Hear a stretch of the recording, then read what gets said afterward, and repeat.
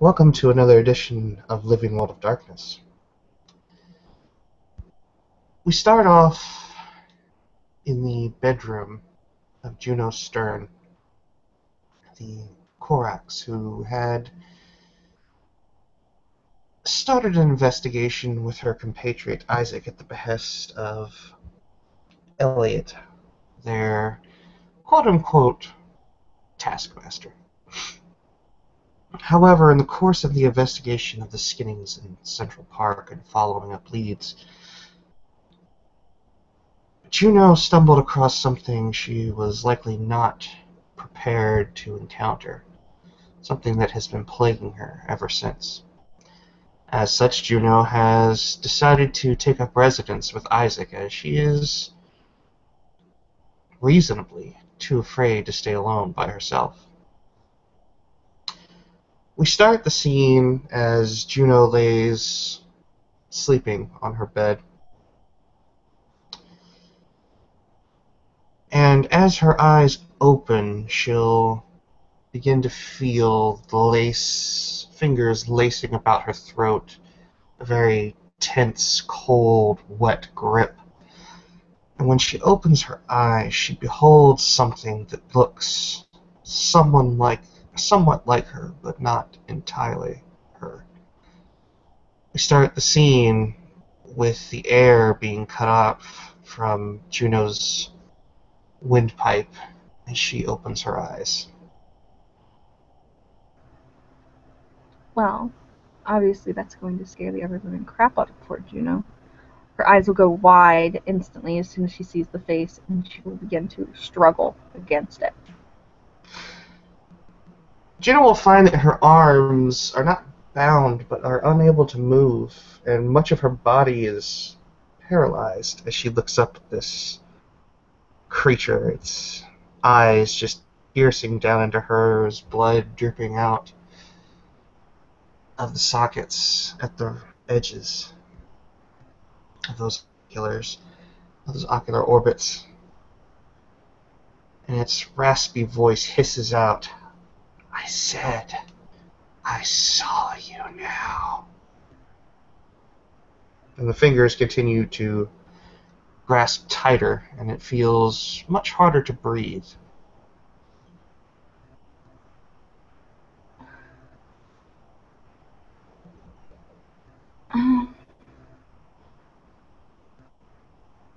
Juno will... crap. She's having a hard time breathing. She's trying to choke out trying to speak. And I'm sure because of her throat being grasped, that's becoming harder. Harder, yes. But she will try to say, What do you want? In that moment that as Juno to feel the fingers almost crushing her windpipe, almost to the point of where it feels as though there's not much she can do about it, almost as if the actual windpipe itself would collapse completely. She'll find herself awake, laying in bed. And the room dark, of course, but empty. And all the while, Isaac, from your bedroom, either across the hall or across the apartment, you would have heard just gut-wrenching, blood-curdling screams coming from Juno's room.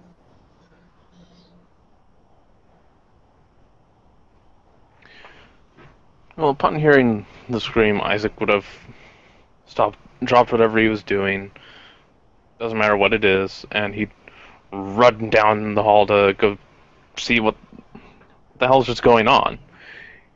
From what he's expecting, maybe it's someone from the office, or maybe it's the person who's committing all those murders. And on his way, he grabs the first thing he sees as a weapon, which happens to be a mop, and bursts in the door and looks around as if trying to figure out what's going on.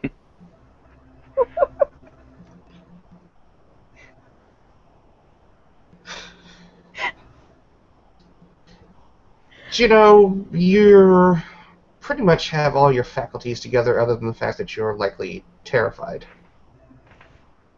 Alright, so I'm alone in the room. Well, not now. Isaac has just burst in, Well, I but mean- yes.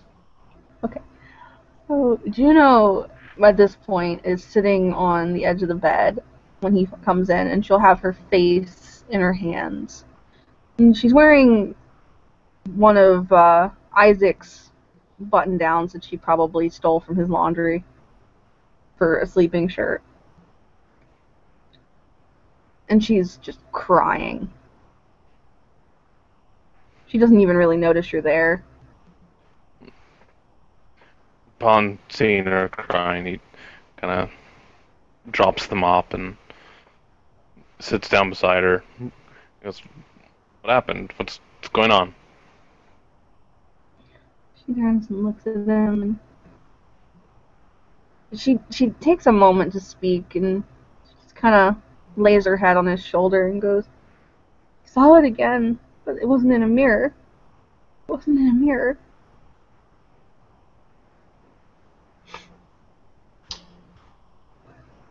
Do me a favor, Isaac, and make me a perception, and you can either use medicine or alertness. It's up to you. Whichever one is higher for you. Give me a second. You said perception?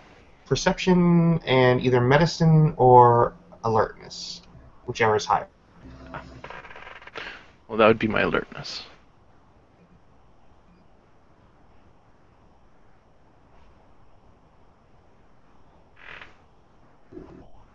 Sorry if you hear snoring, it's my dog.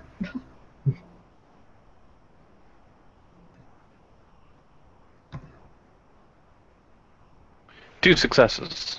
2 successes. You'll notice that as she sort of leans her head over onto your shoulder, you'll notice that her normally very lovely sort of alabaster skin is marred by dark impressions of bruises on her neck.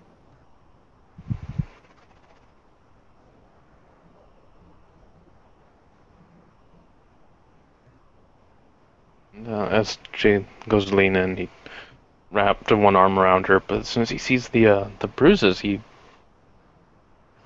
narrows his eyes like he's inspecting something. As he furrows his brow, and with one hand he kind of guides her head away so he can look at her neck. And are they shaped kind of like hands, or is it Very much, very spindly fingers. There's actually sort of deeper pressure marks around where joints might be. okay? And he looks at her hands. Does it look like her hands? No, oddly enough, it does not.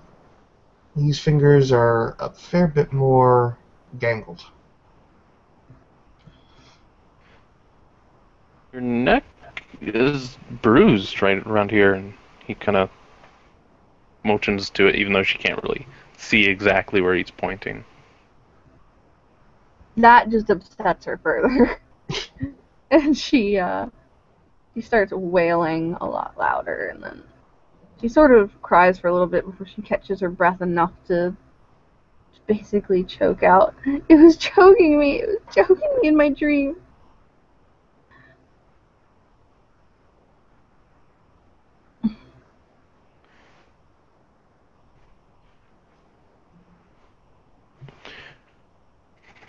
Well, I think we need to contact someone that knows a bit more about this than we do.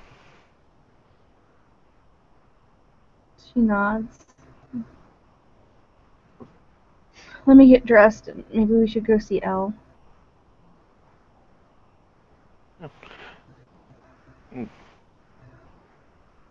He slips out of bed, and I'm assuming they were sitting on the bed. Yeah. Stands up and he walks over to the door and says, maybe you should have some coffee. Really, really strong coffee. She nods. With that, Mm, he'll leave the room, closing it behind him so she can have some privacy, and head to the kitchen to make a pot of whatever coffee he has for lying around. she will go to she'll go to her bag that she brought with her and has some clothes in it, and she'll find hold on a second. Isaac, while you're making your way into the kitchen, you'll see something that wasn't there that you remember being there. There is sort of a brown bit of paper that's been folded over in a trifold manner that looks old and weathered, but it's just sitting on your countertop.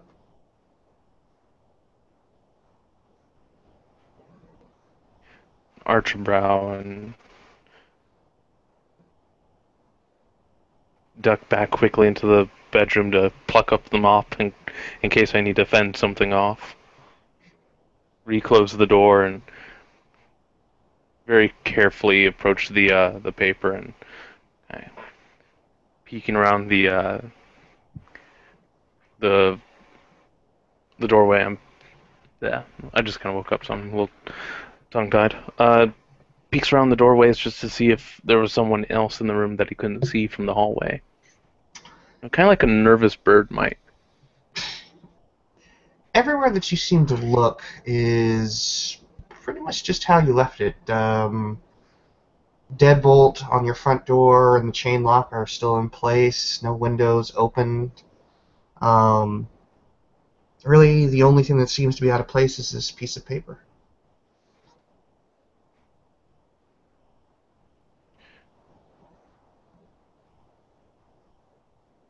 Very carefully pick it up and plant the mop firmly, mop head down onto the ground. When you pick it up, almost immediately as you pick it up, it sort of bends and something begins to slide out of it. I drop the mop to try to swing my hand under to catch it so it doesn't. If it's, I don't know if it's going to be something that can break like glass. I don't want it to fall and smash onto the ground. So. Make me a dexterity and athletics check. You should be alright on this one. Mm-hmm. So.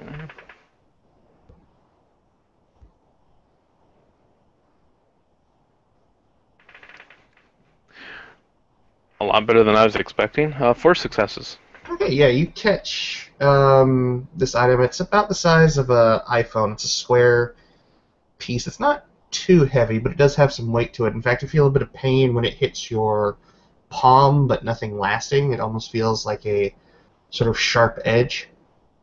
Okay. But as you're palming it, you look at it, and it is actually a pocket mirror.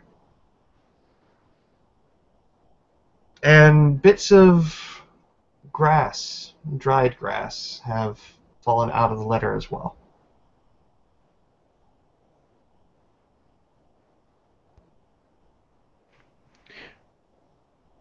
Well, what I do, or what Isaac does, he just kind of like looks at this. He's not looking into the mirror. He's just kind of like looking at it at an angle, like, where the hell did this come from? He looks over his shoulder at the door, then back to the mirror. You can see your reflection very plainly on the mirror. If you're not looking directly at it, I mean, from your peripheral vision, you can definitely see that it seems to be, for all intents and purposes, normal. But there is something written on the letter. Well, as soon as the text is visible, he sets the mirror down onto the table or the countertop. unfolds it and just starts to read it. Written on it is simply at the top, "To my baby bird," and underneath, "Come see me sooner than later." And there's only sort of dried fingerprint of, it looks to be a bit too dark to be blood, but it is sort of a very dark, dark crimson.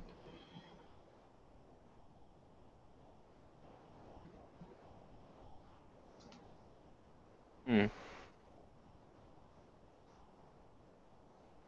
After seeing this, he'll reach over and pick up the mirror and as much of the grass as he can, put it all together, and uh, looks around for something to wrap this in so like the mirror can't like poke out. It's your place. If you've got a dish towel, that'll work just fine. Yeah, there's probably a towel laying around, so you can just wrap that up. All right. And what are you gonna do now? Uh, he'll slip that into the pocket of one of his of the long coat that he wears when he leaves, and he'll send Elle a text, asking if he sent a package, and uh, just say they should really meet very soon. You get a text back from L. Takes about 2 minutes for him to respond. When the text comes back, it comes back. Have to be tomorrow in Chicago. Deep dish pizza, amazing.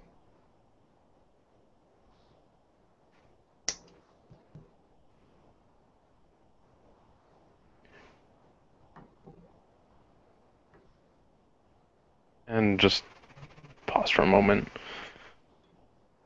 and send back. But did you send a package? See the little typing sort of animation on the bottom of the screen, and it comes back. No.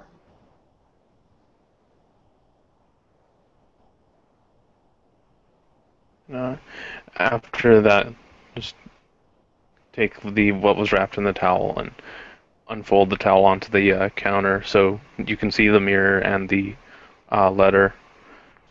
Using the U phone, take a picture of it and send it to him, and just say, "This was on my table."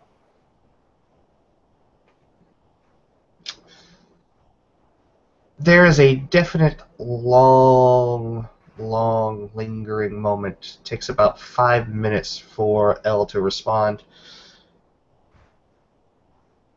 And the only response you get is, "Danger, get out."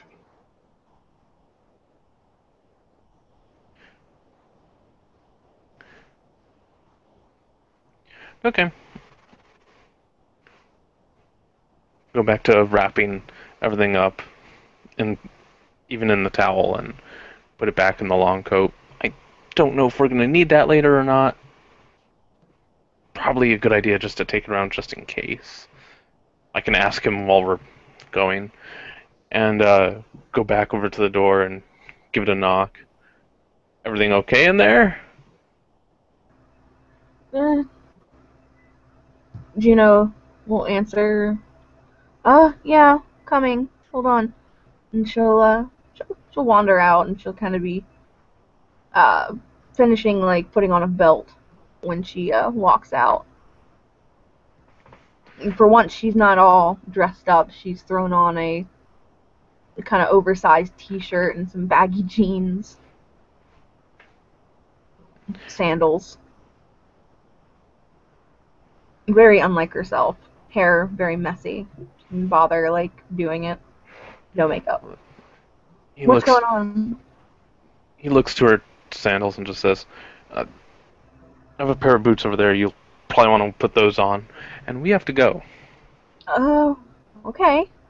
She goes over and puts on the boots, and while she's lacing them up, why? What's going on? Isaac, tell me. And just bring up the last response I got and say, well, according to Elle, we're in danger and we have to go. And hold it up so she can see that part of the message, but my hand blocks everything above it. She sees that, and her eyes kind of go wider, and she's like, "Yeah, okay, let's go." She'll, once the boots are finished laced, she'll open the door and head out into the Isaac, hall. while she's lacing up and she's getting to go towards the door, you start to hear just a very slight sound of sort of creaking in the bedroom that Juno was in.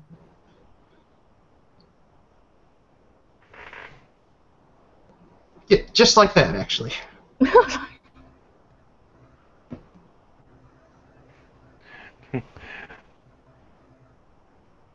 And glance back at her. Hurry up.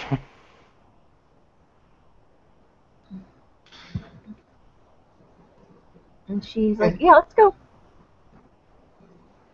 And she'll quickly That, tie up. that ambient hum that you remember from the night before, the night of terror, that you remember begins to permeate within the room as it's getting to the point. It starts off very subtly, and it starts to become a bit more apparent, and within just a few moments the room actually almost seems to vibrate with that sort of mute but deafening ambient sound. Well, Isaac doesn't really notice this at first. As soon as she's ready to go, he just grabs her hand and rushes to the door, flings it open, and he's ready to run right outside. Okay. As your door opens, you kind of come out into this hallway. Is it a nice place, or is it kind of a, middle class or lower class? Probably closer to middle class. Middle class, okay. So as you come out, the hallway is normally very nice. Um, it's well kept. The paint isn't peeling or anything like that. It's well maintained enough. It doesn't have the thick smells of like neighbors. Depending whether it's the smell of garlic or curry or whatever you might come across in an apartment building. It's it smells pleasant. It smells just sort of normal. But normally when you come out at this time of night, the lights are always on. You walk out and it's incandescent light that or floods this hallway with light. But you notice that the hallways on either end are dark, and only about the first 12 lights, or 6 lights, 12 in total, on either side of your doorway are lit.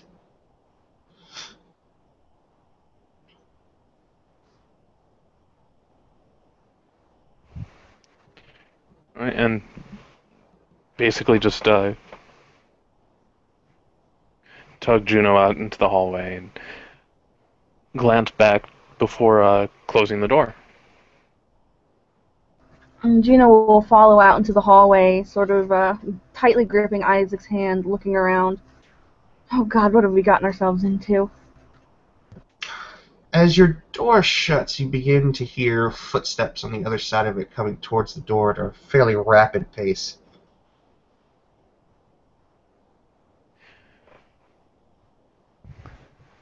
And glance left and right, and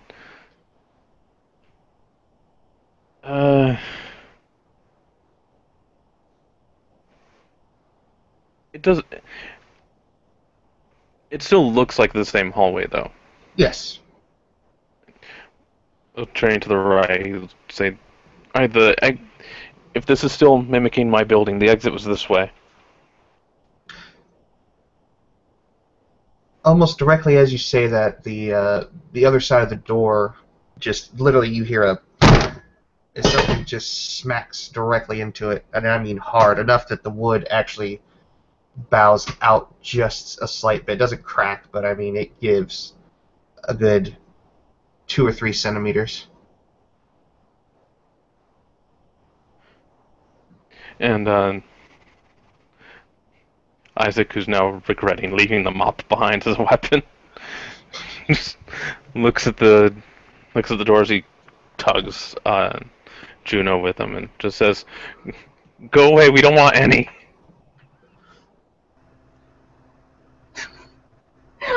Juno has to try not to laugh at this. But she'll follow and kind of like, shit, you know. And she looks around to see if there's anything she could grab as like a weapon, anything around her. Do I see anything? Well, as you're moving along, not really. I mean, there's light fixtures, things like that, but nothing that stands out as a weapon. You come across a few picture frames and things of that nature. The frames are all about the size of, like, a large painting, so it's not like a small one that you could use to huck at somebody. Damn. The kind you could probably pick up, slam on someone in their head, taking up the place of the head of whoever's in the picture. Yeah, pretty much. Well, Juno's not that strong. So she'll just keep running then. Just keep moving. Alright.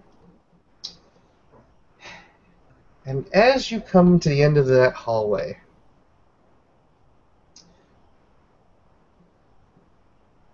you're moving along.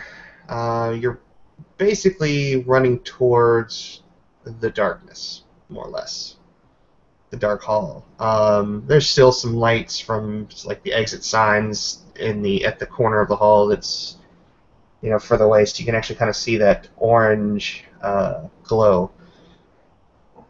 But as you come towards that corner, when you finally get to it, there's a mirror staring you directly in the face.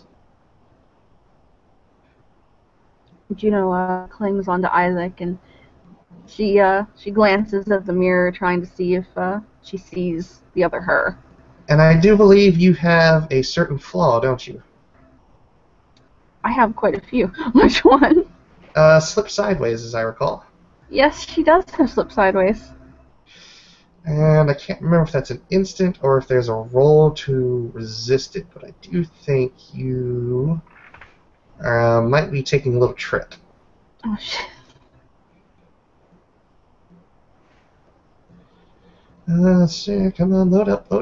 There we go. Supernatural flaws. People always take it. Mm-hmm. Alright, make me a Wits plus Occult, difficulty 7. Alright.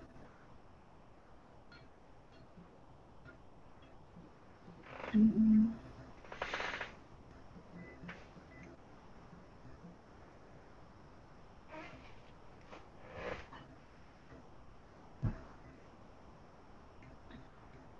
Mm-hmm.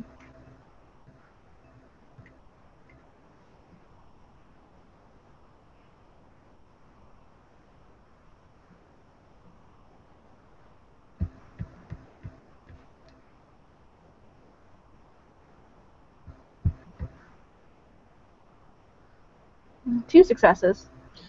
Alright, you definitely feel the pull of the umbra on the other side of that as you almost run into the mirror. But for now, you only see yourself. But you notice that in the mirror, the image of the mirror, not behind you, if you actually turn around behind you, everything looks normal but dark. The walls in the room are starting to decay, and it's like a cascading effect coming towards you. And you do see a shadow looming out from where the door that you just recently left lingers. And she'll look to Isaac. What do we do? Where do we go? Well, we can't stay here. Um, is this mirror taking up like the whole hallway, or is it just something we can walk around? Well, the mirror is it's kind of mounted on the wall. Just around the corner is the stairwell door and your elevator. Isaac will tug her over first towards the elevator, and then he reaches out to push the button, and then goes, "I've written horror before," and then heads for the stairs. Alright. When you hit the latch for that door to go down the stairways, it does not budge. Not one bit.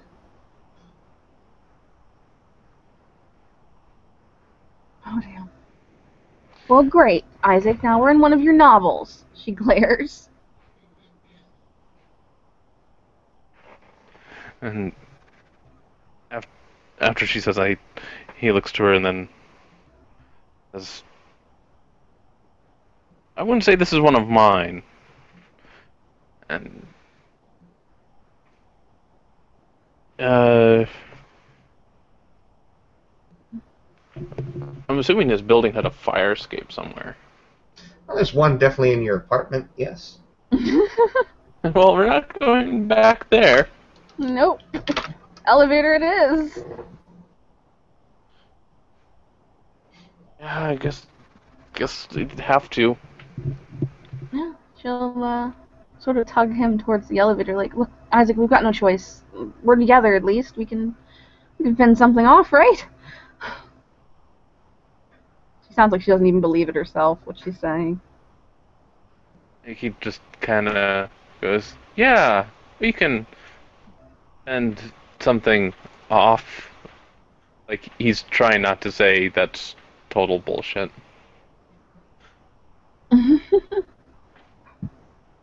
And he'll hit the button for the elevator, glancing over his shoulder just to keep an eye out. That ambient noise that you remember is starting to creep up on you now. In fact, as it sort of overtakes and you hear the tone of the elevator coming from the top floor down, you notice that the mirror, as the sound sort of starts to emanate closer towards the mirror actually cracks. The walls, the sound of metal sort of breaking, like cracking slightly, splintering, begins to echo around you as this ambient noise gets closer and then starts to pulse, almost like a heartbeat.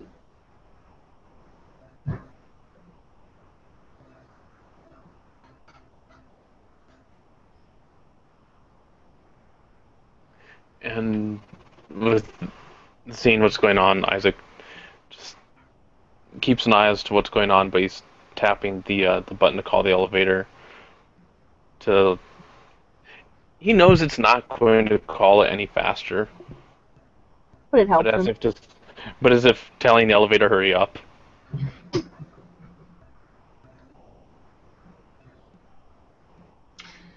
You hear the tones, each one of them coming, or the continued tones of the counter on the elevators, the digital counter counting down, and they die as the lights above you begin to flicker out, and the actual digital device on the wall, the counter, sort of makes kind of a few odd noises before finally the green light of the numbers going out can be heard.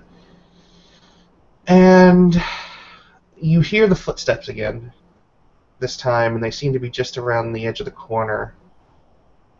And Juno, you swear you see spindly fingers sort of lacing around the edge of the corner.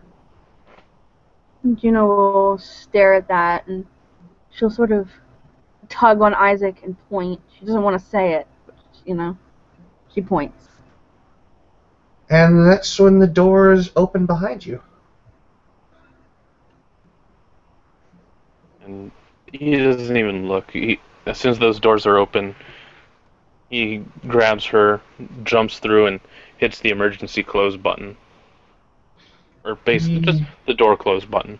Yeah, the door closes very not slowly, but I mean, as a normal elevator door would, and it's then that you begin to hear the footsteps moving very quickly towards you, and then the door just completely shuts. And after that, Isaac will hit the button for the ground floor. And you hear that just terrible music of light jazz just playing over your heads.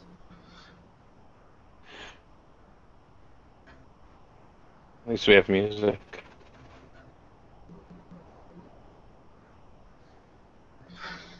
And the elevator, you feel the motions of the elevator going down, the ambient noise is gone.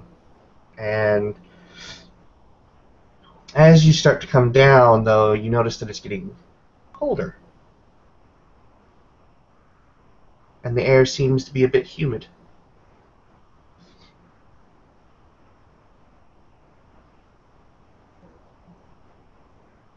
And that's not normal, is it? No, not at all. And you hear the chimes of the elevator counter, that digital beep going off, and finally, as you come down, the door opens into sort of like a wave of sort of light, almost, I want to say. And when it opens, you're not on your ground floor. You're looking out at a very vast, sort of desolate tree line.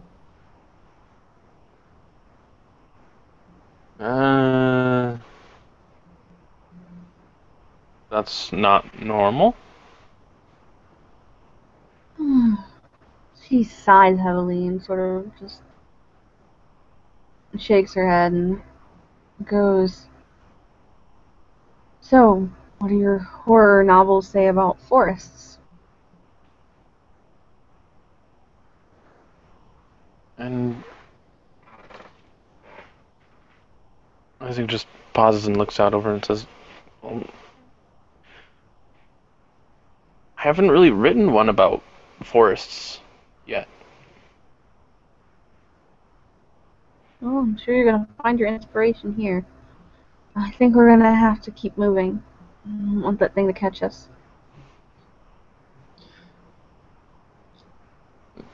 Miss Stern, as those words exit your mouth, the top of the elevator just bows in from a massive impact.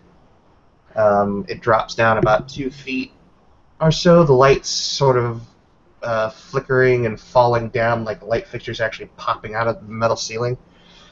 And sort of a raggedy arm, a hand, just bursts through the ceiling, right above you, Isaac, and actually grabs a hold of that coat of yours. But it can't quite get a firm grasp. Its fingertips just sort of reaching down and just coming close to nicking some of the material, but not able to actually grasp it. And Isaac will try to yank the coat out of the grip, struggle with it a little bit. If that doesn't work, stab the arm with his pen.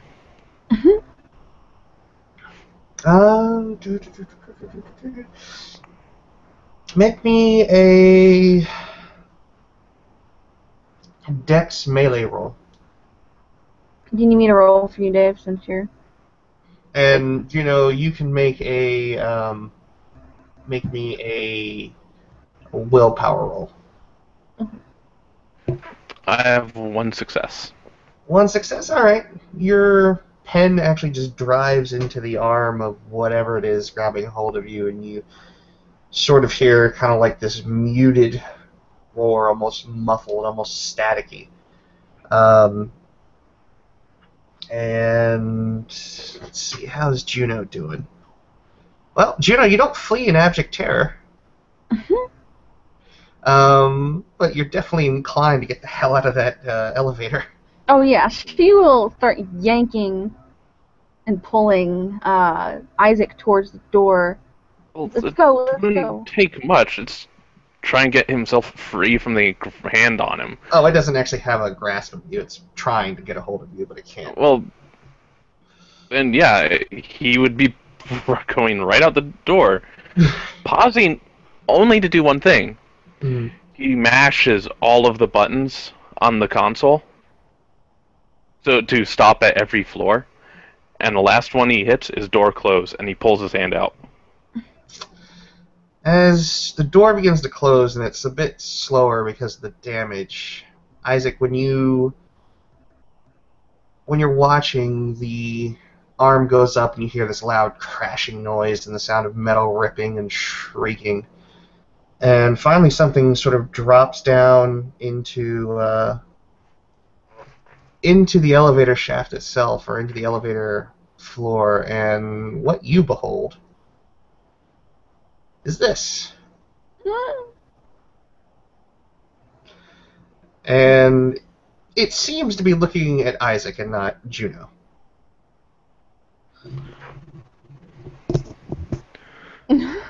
And are the doors still closing? They're closing. Slowly.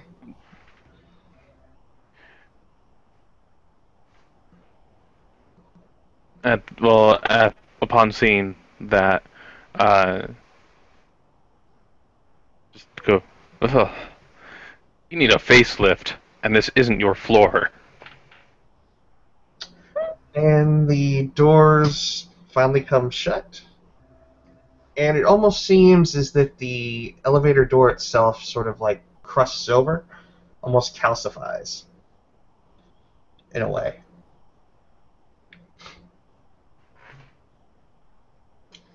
And nothing really happens at that point. You're just kind of standing out in this vast open wilderness. There's trees pretty much all the way around you. You're kind of standing in between two identical tree lines that go on for ages, and their only sort of area you can see is a long row of just sort of dead grass on either side of you that just goes the entire length down in between these two tree lines.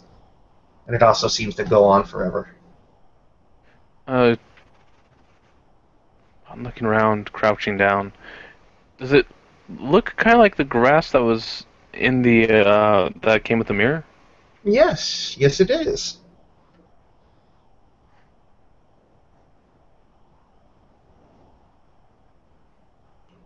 Right. Well, we still need to get out of here. Actually, if you guys want to just socialize it up for just a minute, I'll be right back. I actually might need to be right back myself. I'm sorry. But we can socialize for a minute. All right. Well, just looking around. Isaac furrows his brow, trying to think of a way out of this, and he finally turns to Juno and says, "Before all this happened, I found a package on the table, and it had grass in it. Looked a lot like the grass we're currently standing on." So something from the other side sent you a package. Yes. So was it your friend over there? That's what I'm thinking. But why leave the package? Why alert us about everything that's about to happen? Instead of just attacking us outright. Maybe it wants to play a game, like a cat liking to play with its food. And on that note, Juno's gonna be right back. I'm back myself. Alright. Isaac. Nope. Thing. Alright. So, while you're sort of thinking it all over, what are you going to do? You've got a few clues, a few things that are related to this place, obviously. Mm-hmm. What are you going to do? The only thing I can really think of doing is pull out the U-phone and I send a message to Elle saying,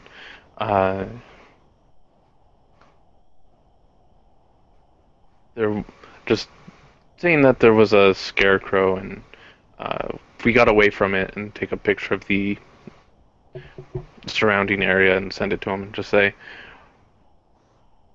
"This is where we wound up."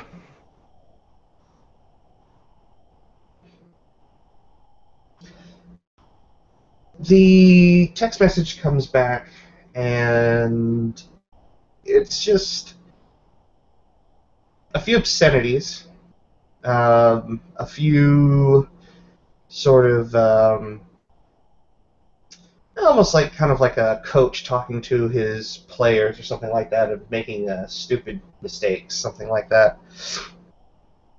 But it basically the gist of why, oh why did you go into the Umbra?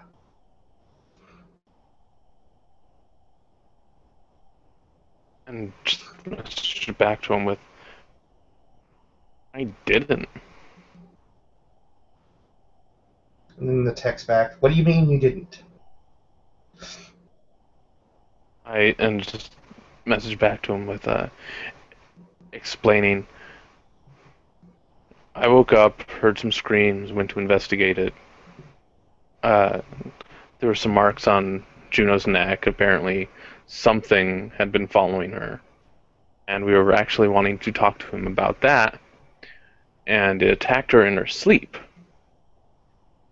So I decided better keep her awake so she doesn't fall asleep and get attacked again, because I don't know if I could wake her up later. So I decided to make some coffee. At the point of which making of me just walking into my kitchen, there was the package. Next thing we know, we're being chased by a scarecrow."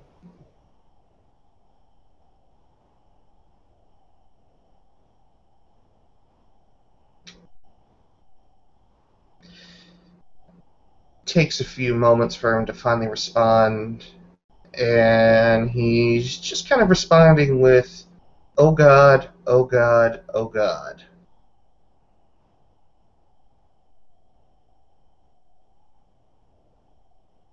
Finally, a message comes back to you and saying, I'm going to try and send help. Be careful. And send him a message back saying, "Any hint as to what I should avoid doing while here?" He texts back, or replies back, stay away from the scarecrow. Already planned on that.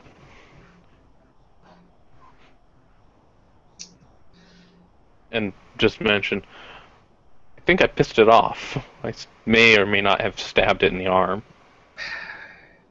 There's just the reply of SMH. Sorry. Uh, so while Juno's been staying there, Isaac's just been like tapping away on the U phone, and he just pauses after a moment, and froze his brow, and slowly looks at her and says, "Does SMH mean?" She rolled her eyes like, obviously you don't do social media. So much hate.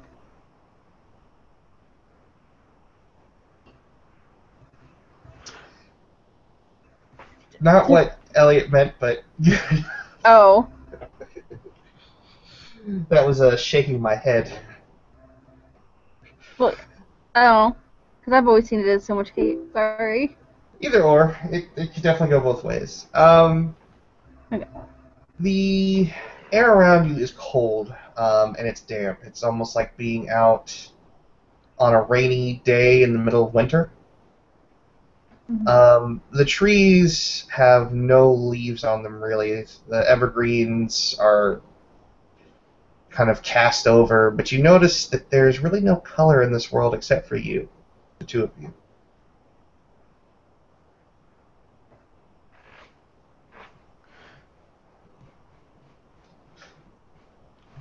Just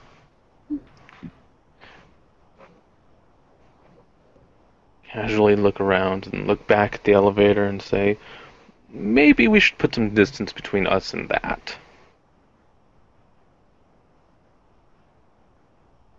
And Juno will nod at that. Yeah, it's probably for the best. What way should we go? She looks around. Well, that's the thing about the Umbra. Sometimes going one way is very dangerous, and sometimes you can wind up somewhere completely different. You mean like with that office? She shivers. Or the elevator. Don't remind me. She said, well, it looks about the same all the way around from what I can tell.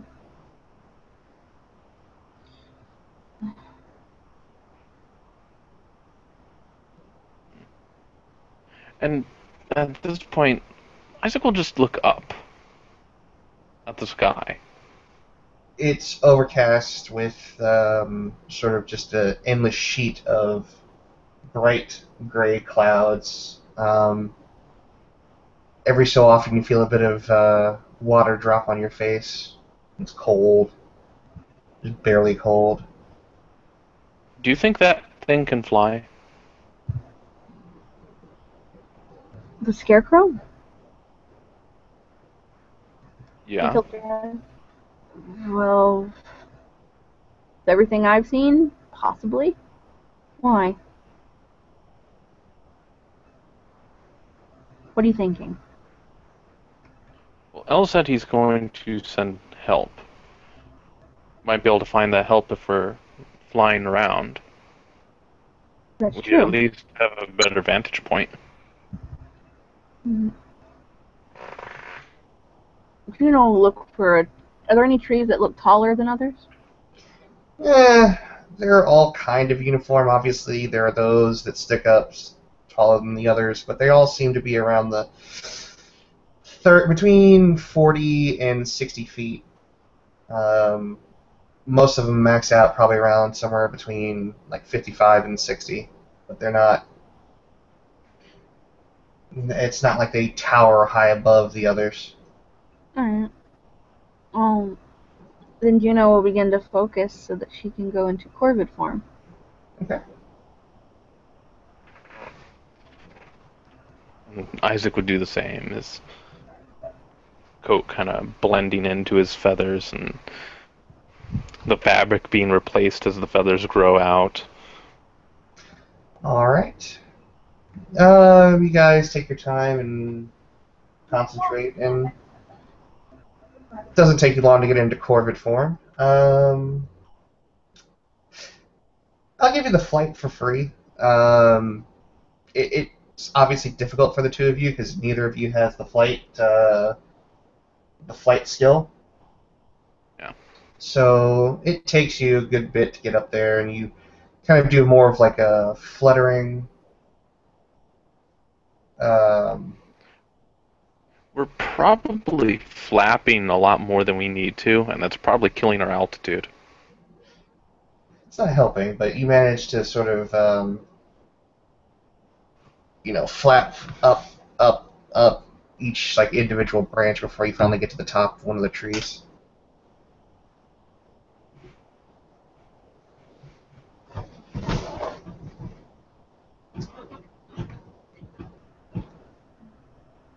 Right, what do I need to roll again for flight? I can't remember. You just kind of gave it to us. Oh, okay. Thanks. Sorry. Anyway. So anyhow. Juno, when she's up there, will sort of look around slowly. I'm trying to see what her... Literally see from horizon to horizon trees. Mm-hmm. And just that long row of grass.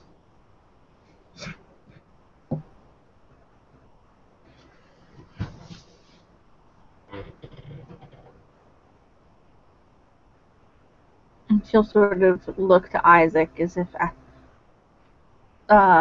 waiting for him to pick a direction. Or if he's just going to wait there.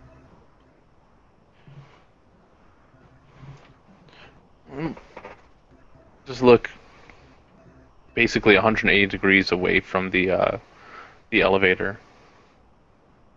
And just the elevator, you've noticed, has sort of started to blend in with the trees. Like, it doesn't move at all when you look at it, but every time that you look away and you turn back, it's almost more and more gone.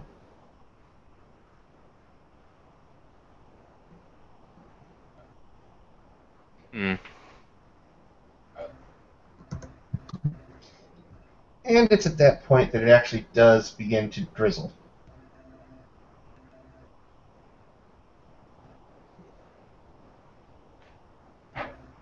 And you said the elevator had like crusted over. Yes, calcified, more precisely.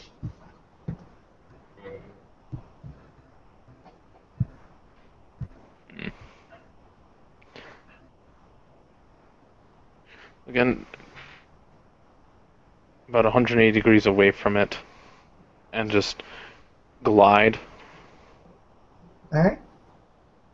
Juno, are you following? Yes. The two of you are flying along, gliding, having to use a considerable amount of effort to make it, about every 500 feet or so, you guys have to both work to get yourselves enough altitudes. That way you can jump again and glide. Um, you're moving sort of forward from where you came, and the trees that just keep going on. It's just no end in sight, no mountains. It's just horizon to horizon trees. Um, but as you go along, you finally come to kind of a break into the monotony, into the semblance of everything, and you come along to an interesting point. There is sort of like an old, dilapidated house in the middle of everything, and by now, you guys, your wings are soaked. You're cold. It You're probably shivering at this point. You guys both have a fairly low stamina rating, correct? I'd say so, 2, yeah. which was average. Yeah. So yeah, you guys are probably frigid by this point. Um, so there is a fireplace, or there is a house, I should say, with a smokestack. Mm. Can I fly over and land on the roof? Sure. Glance around, make sure we're alone. Just seems to be you, the trees, and the house, and the raindrops at the moment. Besides Juno. That's just about it. There's Okay. nobody around. Uh, from seeing that there's really no one around, Isaac will just glide down to either a branch that could support a human, or the ground itself. Most of Leaning these more, lean more trees on the don't side have caution. that. Yeah. Most of these trees don't have the branches to support human weight. He'll just kind of glide in a slow circle to descend down to the ground. Right. When you get down there, the ground is soggy, leaf litter all over the place. Really, all you can hear now is just the sound of rain. Um, but this house in front of you is just, dilapidated as you could really imagine. Um,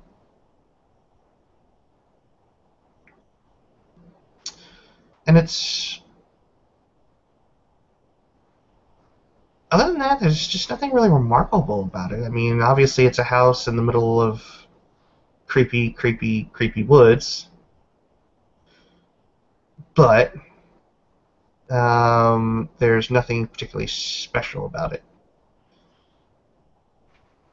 Nothing too spectacular, nothing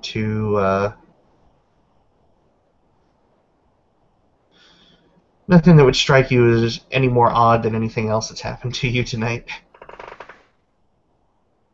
Uh, um, Slowly shift back to human, however long that's going to take. Um, Not really in a hurry, just very calmly. There you go, there's your house. And once back in human form, use the U phone to take a picture of the house, and Now this is where it gets a little bit interesting. When you pull out the U phone, you look down at it, and when you look at the bars, normally they're always full. Now you just have an X where the actual radar used to be.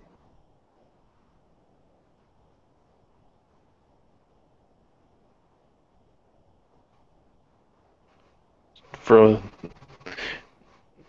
Ezekiel just froze his brows at this and glanced back at the house and back to the phone and take a picture of it with the phone anyway. Figuring there has to be something going on to block the signal with the U phone. But he can at least give Elle an update later on as to where they wound up. Well, you continue to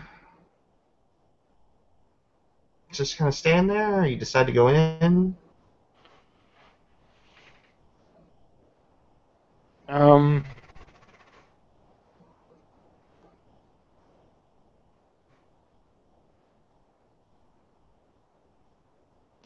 just kind of like glance up at Juno and using I'm not gonna use one of the gifts. Just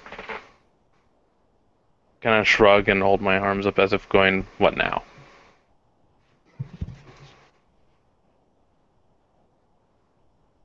Juno, you're up on the roof.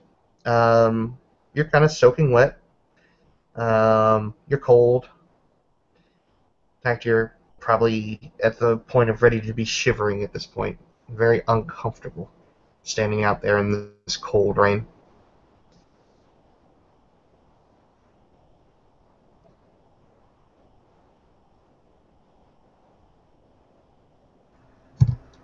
Juno will sort of hop down, and when she's off the roof, we'll go back into Hamid form and start for the door to go inside. Right. Shivering. The door obviously has sort of the bits of hole in front of it, but they're easily overcome. You step inside, and the house kind of has that musty smell to it. It's empty. The wood is obviously sort of, the walls are that old plaster, the thin planks of wood behind them that are exposed now, so you almost see like the ribs of the house in a manner of speaking. This sort of like gray light from outdoors kind of pours in through the multitude of open windows.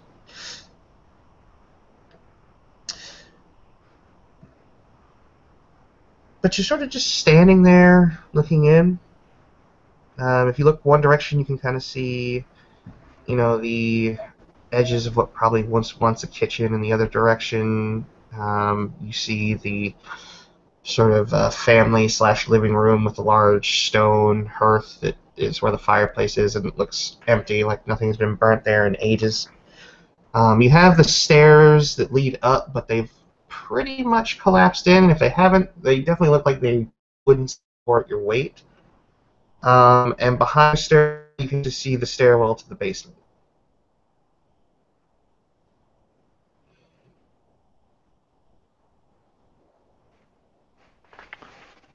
Oh.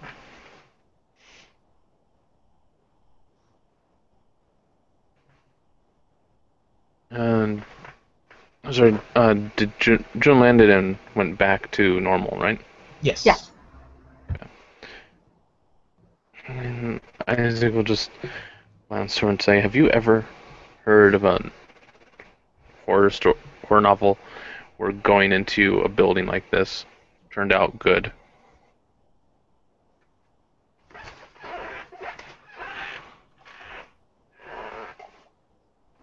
Juno will sort of give him a look and go, "No, but it's fucking cold." And she sort of hugs herself. Not all of us have a fucking coat.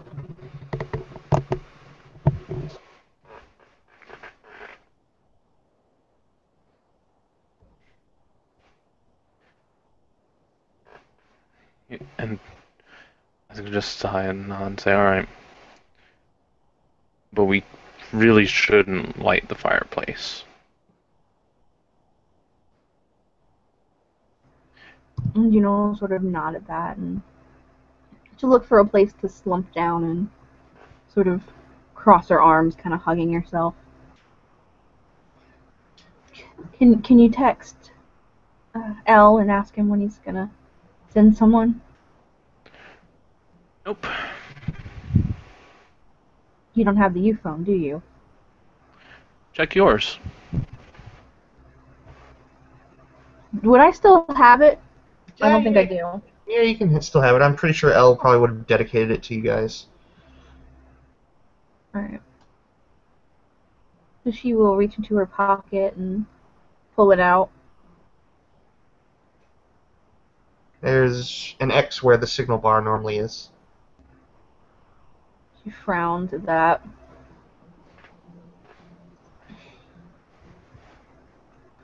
Frick.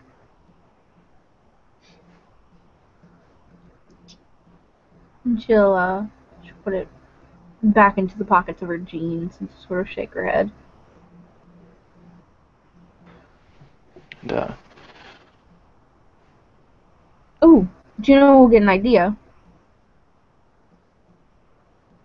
She can leave messages for people in the Umbra for other Korax. Maybe I could leave a message outside. Sorry. No, I was just saying yes, you could. You can definitely do that.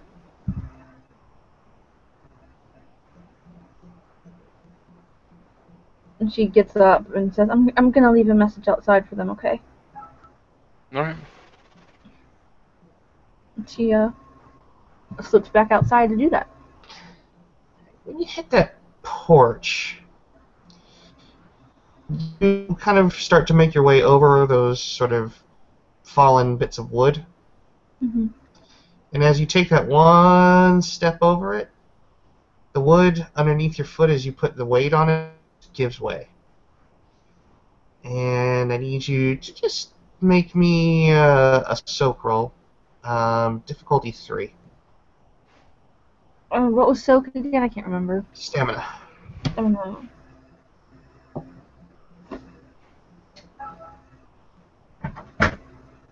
One, two, okay.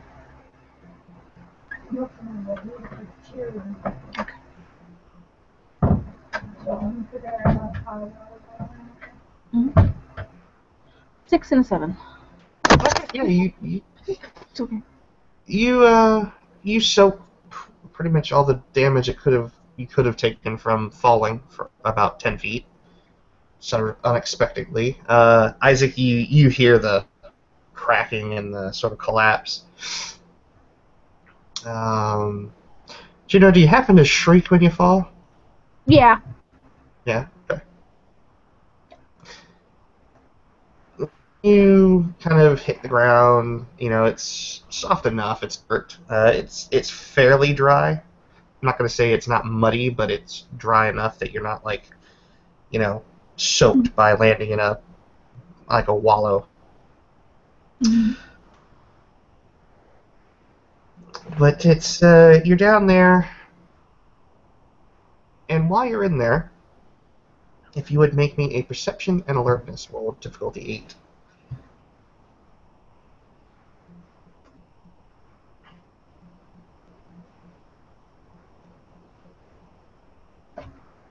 Mm-hmm.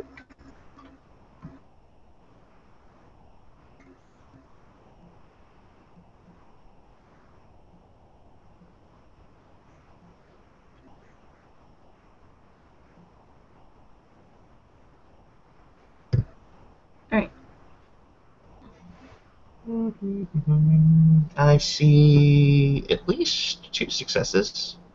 No, 3 successes. Okay. In that basement, you see sort of these. Sort of see. At first, it looks like you're in like in like somebody's closet. Mm-hmm. You see stuff sort of hanging down like off of coat racks. But upon further inspection, you begin to look and you notice that these coats are not really coats. They're more along the lines of, well, stones.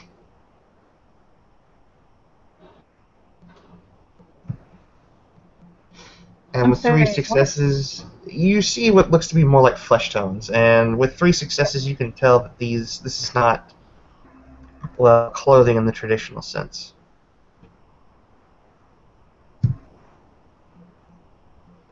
And she'll just kind of look and go, hello?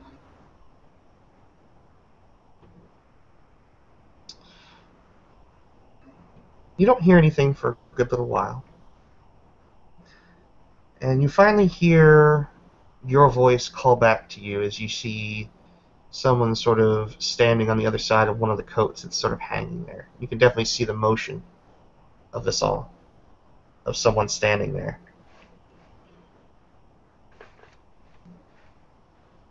I look up to see if I can see from where I fell. Yeah, you can definitely see up. You can see the light of the day, or well, day-ish. You know, the rain is actually sort of not drizzling in at this point because there's actually a fair bit of tree cover over you, and you know what's left of the wood and everything, and the porch. Hmm. Can I use Morse to try and send a message to Isaac? Yes, you can. All right. What do I roll for that?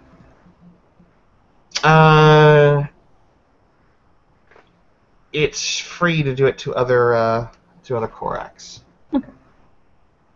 I will start tapping, on, like kind of with my fist against the wallish area, something hard nearby.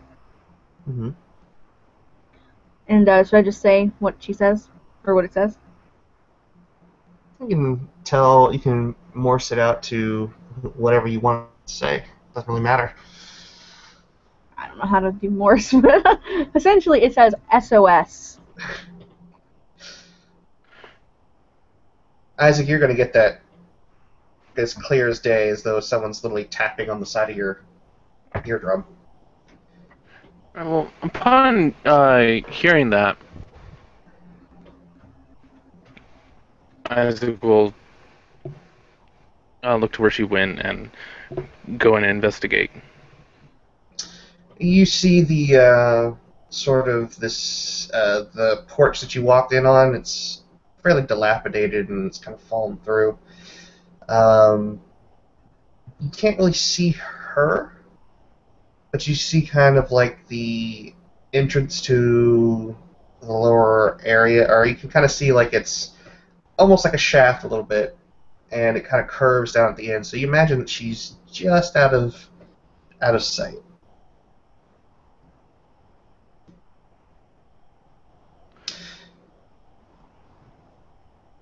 You know, while you're sort of sitting there tapping, the figure just sort of comes out into the low light area and is standing in front of you, about 15 feet away from you. Hold on. And begins to walk towards you. And it's sort of dressed a bit warmer than you are, but it looks like clothing you've worn in, you know, the wintertime.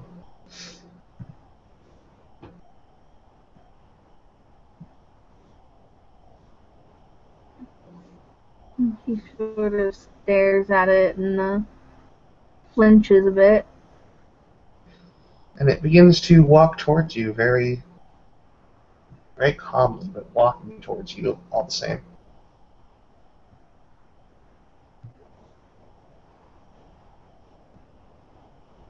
And she says, can I help you?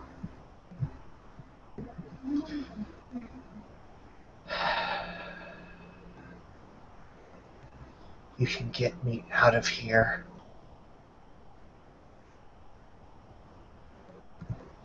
And She'll sort of frown and be like, "Oh, I really like to.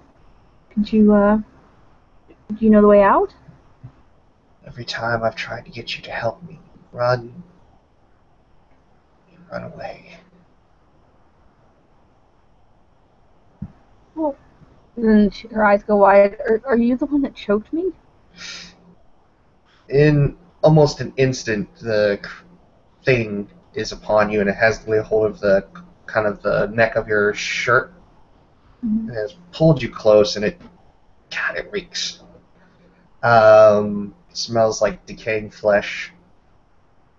The hood sort of falls back in that moment, and you're back to where the creature that you saw in your dream, those lidless eyes just kind of staring at you, and at this point, it kind of just pushes you back up against the wall. Isaac, you can actually see this now.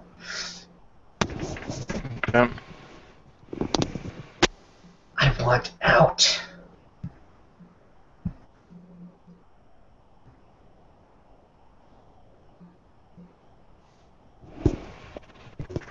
And at this, Isaac will pause and just kind of stare down at it and go,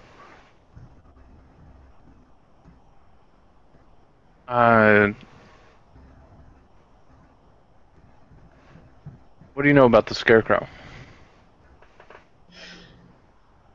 Creature's hands at this point have kind of moved up to Juno's neck, but are not squeezing. But it's definitely holding on the skin, and Juno, the hands are ice cold. They probably send more of a shiver down your spine than the cold rain. But the creature actually does divert its attention from you and looks up. So he's back. This is just perfect.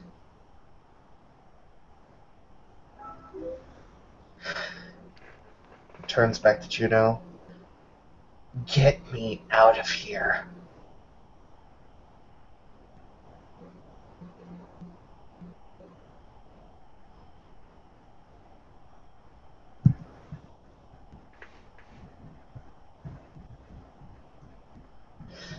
And as Juno kind of remains silent, the creature will repeat it, but sort of just almost roar it out at this point, and that sort of ambient rumble that kind of plagued your apartment just not too long ago, it does it again this time, and I mean, it literally in your ears, it's just deafening, Juno.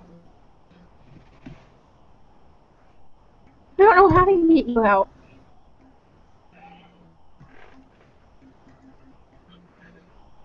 And it sort of just kind of, in its throat, chuckles a bit.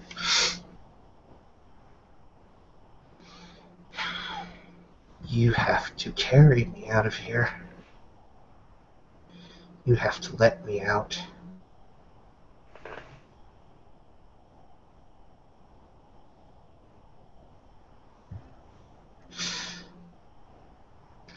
There's two ways we can go.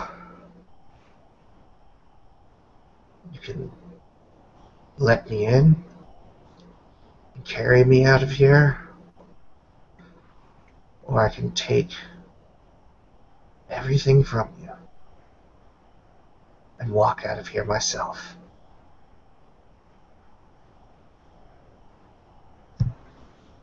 She looks to Isaac for help.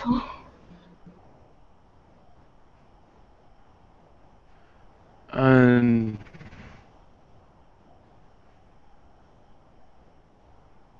Isaac will just look at it and say, if, you seem to know this Scarecrow thing, whatever it is, or at least know more about it than we do. Maybe we can help you if you can help us deal with that. You want away from him? Oh yeah. He's the keeper. He keeps all the pretty things that they bring here safe.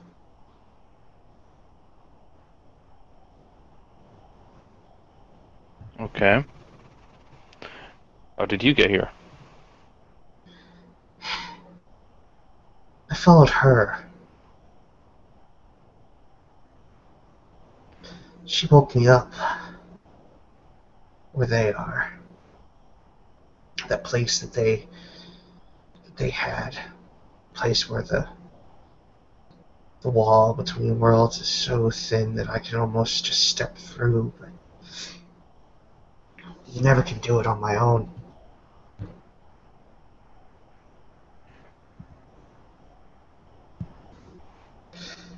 She'll turn her eyes back to Juno.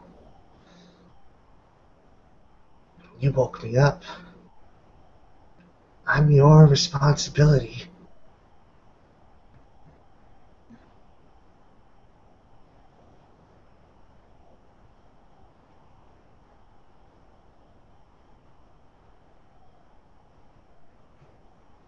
She'll look to Isaac and be like, oh.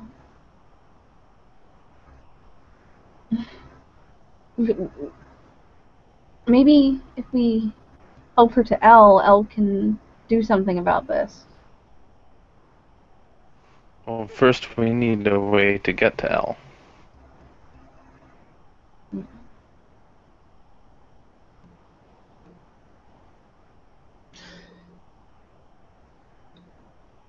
You are going to have to make a choice because he's coming back. He always comes back. Right. I don't know. I don't know how long you have. She'll look at the other her and say, I'll carry you out. You leave me alone after that. Just like that.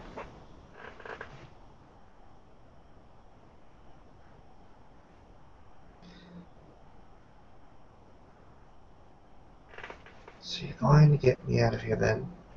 Alright. But leave you alone? No. You're my caretaker now.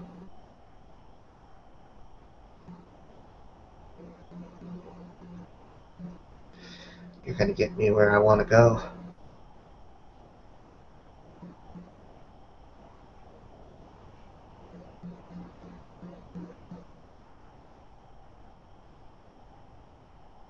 She sort of frowns and nods. Fine. We need to go.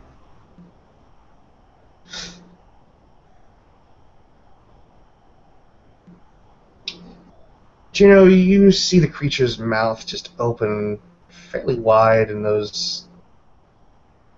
just that nasty looking set of teeth just grin, and the blood sort of trickles more out of her eyes as she finally just lunges at you, pressing you back up against the wall to the point where it hurts. Almost, it definitely knocks the air out of you, almost twice as hard as it was when you fell before. But there is definitely an absence of air in your lungs as its lips just completely lock with yours. It seems to be just waiting for you to inhale. From her being pushed against the wall like that and hurting, she would gasp a little, so inhale. And as you inhale, this creature almost just goes down with the breath. I mean, almost completely disappears. You could almost feel it like something's being rammed down your throat at that point. And just that horrible taste just permeates the entire time. And it actually takes about 30 to 40 seconds for this being to disappear and completely make its way inside of you.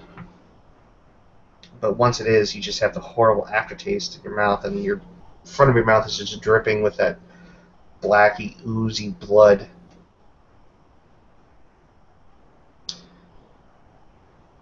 But it has made its way in, and it's no longer there. But you certainly do feel sick to your stomach.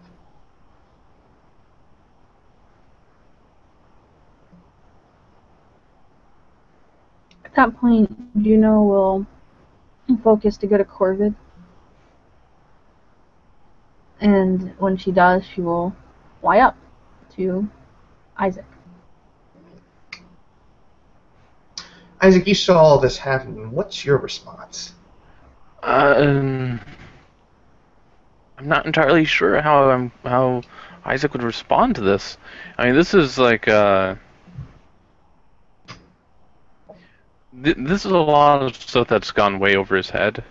He's still kind of new to all this, and he's not sure if they're making the right decision, but they do need to get out of here. Too true. And as you see her land, she's in corvid form. You can see in the distance, on the other side of the house, you can hear the footsteps before you can see anything. But the footsteps stop. And you can definitely see in the distance your old buddy. And he looks to be carrying about three bodies attached to a rope. They're all naked, and sort of this old rope is around each of their ankles.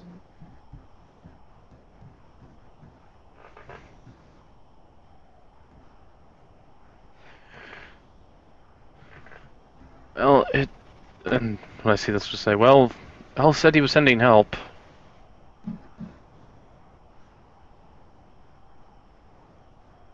And look for something I could throw at him. Nothing really on the ground, but you do remember that there's something in your pocket. Reach into the pocket and pull out the mirror. What are you going to do with the mirror? First thing I can think of is show him his own reflection. Well, I don't know why that's the first thing I can think of, but that's the first thing I think of. that literally does nothing, but he seems to have dropped the rope and he's advancing on you with a very deliberate pace. But with a mirror, you do remember how stepping sideways works. Yeah. But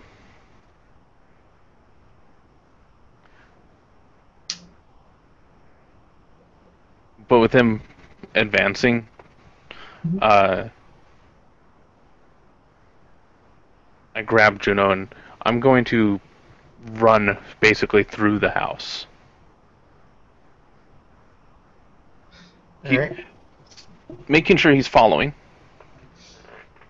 He'll pause as you enter into the house, and he'll stop at the door and just look at you. And sort of cant his head to one side. Juno, you're kind of a little bit sick to your stomach.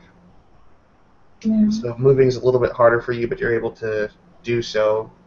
Well, actually, you're still in corvid form, aren't you? Yeah, I was thinking I was like kind of on his shoulder. You see that he's holding a mirror. And I remember the mirror from the building, right? Mhm. I'm gonna have Juno sort of like with her beak touch it. You can hear almost as if something is speaking to you inside your head. Get out of here, you idiot! Can I go through the mirror? You can definitely step sideways if you want. Roll your gnosis. Oh, she's gonna do that. Okay. Hold on. Might have to fight my dog over some food, but hold on.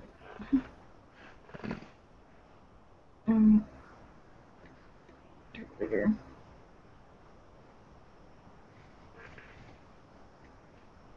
Let's check my seat.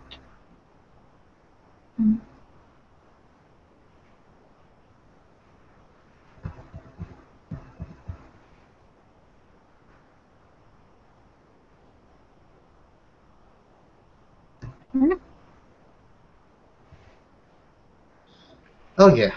Yeah, you definitely make it through. Isaac, you notice that Juno sort of begins to fade away. She leans in towards the mirror, and she Mhm. sparkles as she shimmers and actually passes through the gauntlet. Before she leaves, can she have told him, go through it? Yeah. Go through it, get out, Isaac.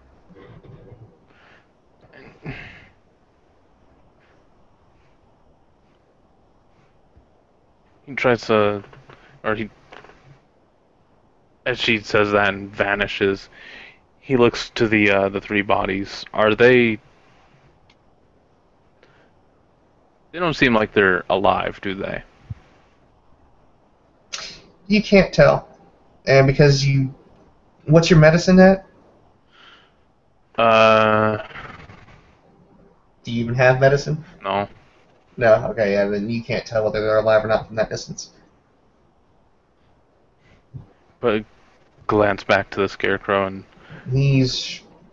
He's looking at you, and he's definitely sort of moving wood out of the way so he can get inside that house. back up as if I'm trying to get away from him. Okay.